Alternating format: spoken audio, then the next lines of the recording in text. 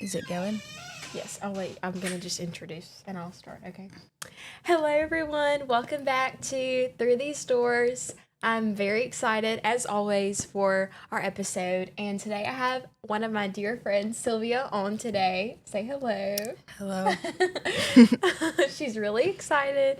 And something y'all probably don't know about Sylvia is that she is very involved with horses. And I'm going to say that that's pretty much like My life. her life. Yeah. She's probably one of the most passionate people I know because she seriously gives her heart and soul to her horses, and it's very inspiring to watch as a friend because she's seriously like that is everything to her, and it's fun to watch and just to see her do her stuff that she's passionate about and watch all of the things. And so I would consider that as like her SAE for FFA because she does it every day. It's like something she's been working on forever. Really? How long have you been? I started riding when I was 4. So she started riding when she was 4. So she does barrel racing. And then how many horses do you have? I have 4 right now. You have 4 horses? Okay. Yep. So tell us the names of your horses. Sexy. Okay. we love. Okay. John and Lucy and Shug. Those are super cute names. And okay, which ones did I meet? I met all of your horses. Or did I meet, was that Debbie's? That was Debbie's. You met Debbie's? Shug. Shug Okay, was I met at Shug, Debbie's. yeah. But those horses were it was so fun getting to meet them. And like, I got to go and watch her like feed them. And y'all, feeding the horses, that's a whole process. Like it takes a little bit of your time, and you have to like do everything right. Like you have your steps, like you have to feed them, and like different food and like watering them. They're performance horses, so it takes more a than lot your average more. horse. Yeah. Like Lucy, not even feeding her right now. She's just on grass, and she's fat as a barrel.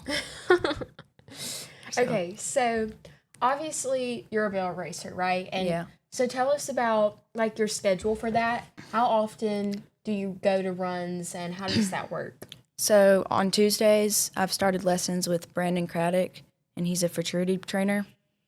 And so I go to lessons with him, and he straightens me up. And then usually every Saturday and Sunday, I'm at a barrel race. Oh, wow. Yeah, like I said earlier, this is something that she absolutely loves to do. It's her passion. And we even talked about like her future, like going to college and stuff, possibly like continuing the horse things and like maybe even foreseeable rodeo stuff. Yeah. I don't really go to rodeos. Usually just go to barrel races because it's a different atmosphere. Well, this week is our fair week, and she actually competed at the rodeo, right? Yeah. And she won first place. She won the whole thing, and she didn't even know until she got home. I didn't know until the next day. Or the next day. But because I left because I thought my run was horrible because I ran by my first barrel. But Brandon reviewed my video, and he said that I went up to the barrel and I didn't cue her for the turn. Mm-hmm. I just ran her straight up in there because it's a long way to the first barrel. Yeah. So she never shut down her body. Mm. Wow. For the turn because I didn't cue her I didn't sit down with her. Yeah. That's crazy. But I was so proud that she won, y'all. And that's awesome. The ground was horrible. She said the ground was horrible, which tell us about maybe it wasn't. What is your perfect run? What do you want? How do you want your run to go every time? Well, I haven't got a consistent run with her because I just started with her maybe I don't know how many months it's been, maybe 5 months. Mm-hmm. I've been on this. I have had the opportunity to run this horse, but I don't know. I can play it in my brain, but I can't explain it. Yeah, it's just like I want her shoulders. I want her body to drop. I want her butt to be underneath her, and her to pull herself with her front end, and maneuver her shoulders over. And so it's really it's more slow work training. Yeah. You can't just go in mm-hmm. A lot of when you go to rodeos, it's more like just riding as fast as you can go. But I care more about perfection and a pretty run more than I do a time. Okay, that leads me into the next question. So Do you think that doing barrel races and all of the things that you've like prepared yourself for your whole life, like working on this, it's like your passion, it's your one thing. Do you think that has affected like other areas of your life and Yeah. like how you like work at school, like your schoolwork? Like do you Maybe tend to not- be more of a perfectionist or Maybe not my schoolwork, but like I would say like at a young age I was exposed to a lot more work. Like my work ethic is harder. Yes, she has outside an of incredible school. work ethic. Amazing. She will work until like she can't. She just gives out. Like y'all, there's no stopping. There's no stopping this girl. Seriously. I'm not like the heat doesn't bother me. Yes, and that's another thing. She could stay out like all day, and she's fine, y'all. Like in this heat, like well, it's actually not too bad right now. No. But she honestly prefers. Don't you prefer summer? Like Yeah, I that prefer summer heat over winter. And I think you're just so acclimated, so used to it because you just you're out there all the time.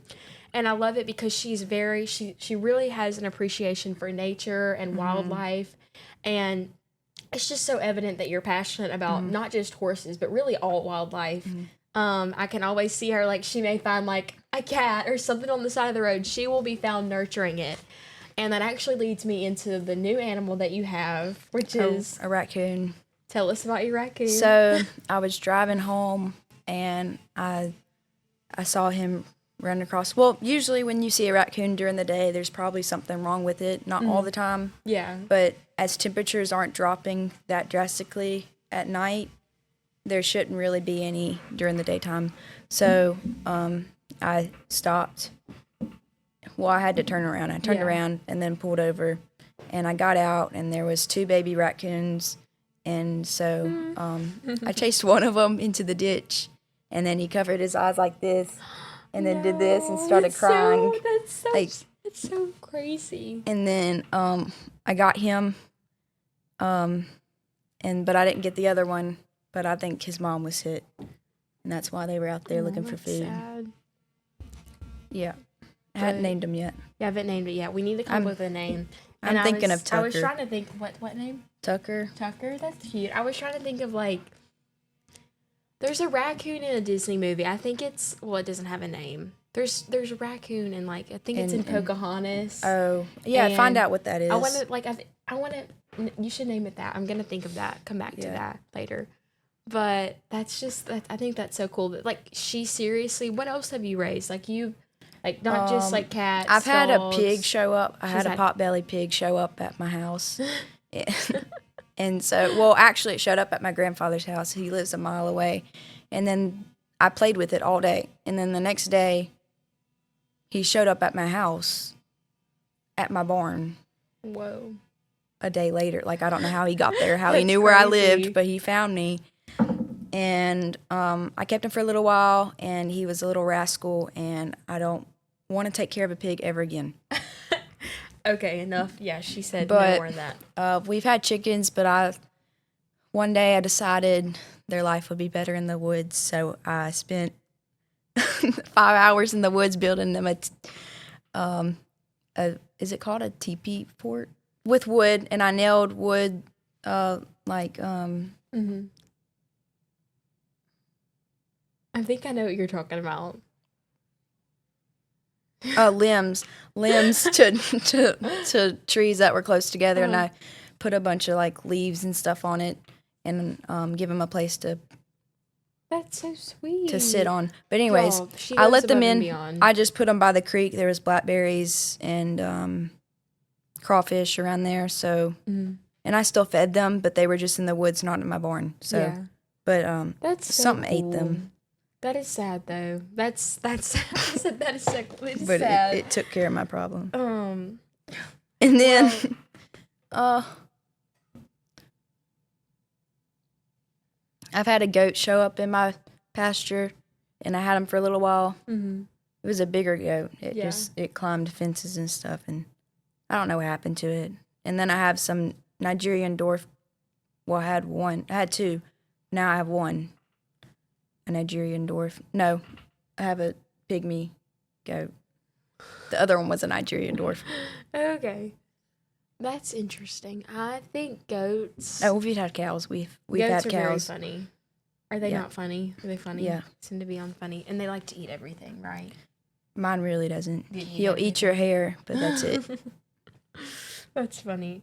Okay, I was going to also say, over the summer, I got to go to Sylvia's grandfather's house a couple times, and it was just like, because it's out in the country, and I'm telling you, that is just the best feeling to be out there. Yeah. It's just like so freeing and relaxing. Lots of woods, lots of trails. Yes, and so I got to go on, we got to go on the golf cart, and we got to ride the four-wheeler, and we got to go and see like all of the land and stuff, and then she has a watermelon patch, and she picked us fresh watermelon, and we got to eat it right by the pool. And let me tell y'all, if I could go back to that, I was thinking about, I seriously was, because I was going through my camera roll last night, just randomly, because I couldn't go to sleep. And I came across like all of our summer stuff, and I was like, I miss that, because I really love fall, but I really, really, really love summer too, because it's just, I really, like my summer, this past summer was just really good for me, and I really want to go back to that.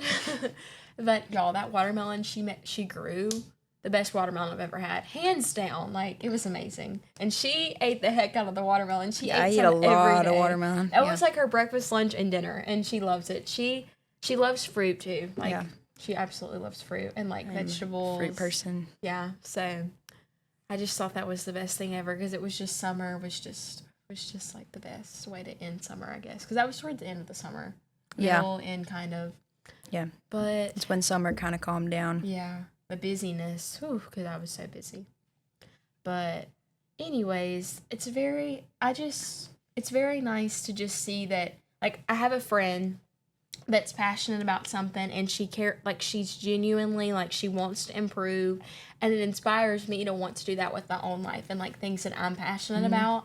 And I just really, I love to see like her growth, and I also think just a lot of like your hard work goes unnoticed by a lot of people, and that's really why I wanted like to talk about this with you, because like it deserves to be known, and like she's so passionate about it, and I hope that this passion inspires anyone watching, because that's the passion you should have with just anything that you enjoy doing in your life. Like, don't let other people stop you. Don't let like comments or whatever it is. Like, have you had to overcome any criticism in your barrel racing, or just there's a lot of jealousy, really, since it's a lot of jealousy, but not really. I haven't had anybody say to my face like I hadn't had anybody say anything to my face. Well, I bet that there's probably at times you've probably had a lot of self-criticism, like to yourself. Yeah, I do. I like doing it. I like beating myself up about stuff. It can be a good thing and a bad thing. I'll agree with you there. Like, if you're doing it constantly. No, but I seek to improve. My horse may look good, but I'm just looking at my body positions. I'm like, what were you doing? Like, you're just beating yourself maybe I was leaning, or maybe I just fell into my turn. I wasn't sitting and helping her. Yeah. Or maybe my hands were too high. Mm-hmm. Well, that's okay. And I think that goes for just anything in general, like perfectionist. I can tend to be a perfectionist about anything. I think I forget that I've only been riding. It usually takes more than a year to get with a horse, and I just keep forgetting that I just started now. Anytime. Yeah. To get used to it. And it's going to take a lot of runs to get to where I want to be. Yeah. But it feels like I've had her forever, because we go together, I feel like.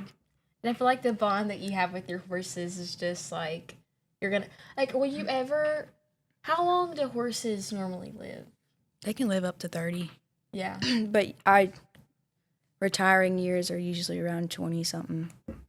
It just makes me sad. Like, that's a long way away, but I would just be, like, if I were in your position, I feel like I'd be so attached to my horses that, like, I would never want anything, like. Yeah. Well, it's sad when you can't ride them anymore. Or that, especially that. But you're still going strong. You have so much more to go. And, like, I didn't really, like, 4 years ago, I didn't really know. Like, I was just taught, like, the basics of just using your hands and stuff. But now I know how to use my body. I don't really use my hands anymore. I use more of my body to tell them where I want them to go. Yeah. And